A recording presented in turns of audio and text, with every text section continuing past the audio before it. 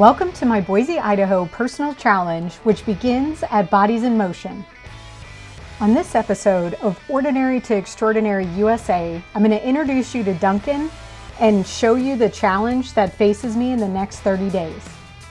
If you remember the TV show American Ninja Warrior, then you're going to be familiar with some of the challenges on the apparatus in the corner of the room. This is the room where the magic is going to happen. Hi, Duncan. Thanks for meeting with me today. I'm really excited. So we're at your gym. Tell us a little bit about you and about the gym you own. Okay. A little about me. So I started as a martial art entrepreneur, left engineering in 2000, and then started a martial arts and fitness studio. And after doing that for several years, we wanted to have a bigger impact. And we created this special place that you're in today called Bodies in Motion. We're basically a miniature YMCA, and we have one mission, and that's to ignite activity and encourage empowerment, which is exactly what you're doing. So, this fits right into our mission, and you're here for just a small amount of time. Why not see if we can have an impact if we have a very similar mission? So I'm excited to support you in that. Yeah, I love that so much. I didn't tell you this part of my story, but I was a really overweight kid, and I fought with that my entire life and learning how to get my body in motion.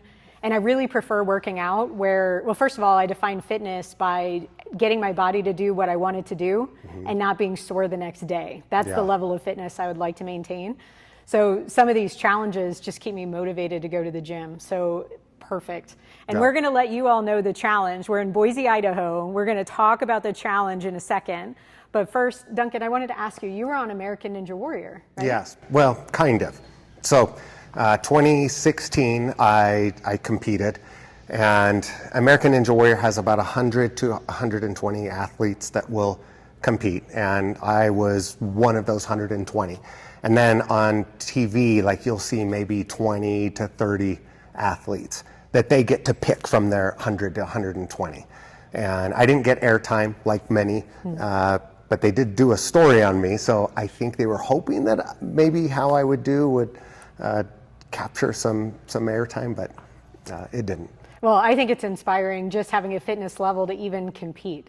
I look at the apparatus behind us, and it's intimidating. It's impressive, anybody that can conquer it, so kudos to you. Yeah, thank you. So my Boise challenge is going to be the warped wall, which is 14 feet? 14 feet. 14 feet. So I'm going to work with Duncan over the next 30 days. I'm going to train as best I can, and the goal is to get to the top.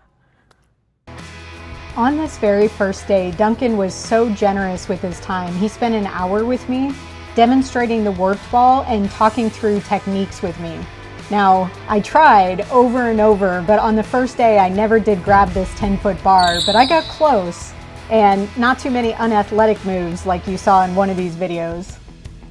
Check out the description of this video for a link to some YouTube videos of people accomplishing the warped wall, and check out this visual of the challenge actually in front of me. The red bars are 10 foot, 12 foot, and the top platform is 14. Wish me luck. All right. So I just finished day one training for the Boise challenge, which is the warped wall. So let me show you. It's 14 feet.